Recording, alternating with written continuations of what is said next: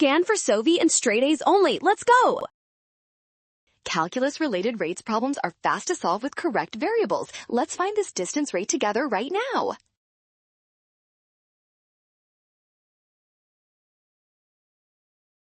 First, let's define our variables by letting x be the car's distance from the intersection and y be the truck's distance. We are looking for the rate of change for h. Using the Pythagorean theorem, we find that h equals the square root of 120 squared plus 50 squared. This calculation gives us a total distance of exactly 130. Differentiate to get 2xx plus 2yy prime equals 2hh prime. Plugging in values gives 17.308, which is option C.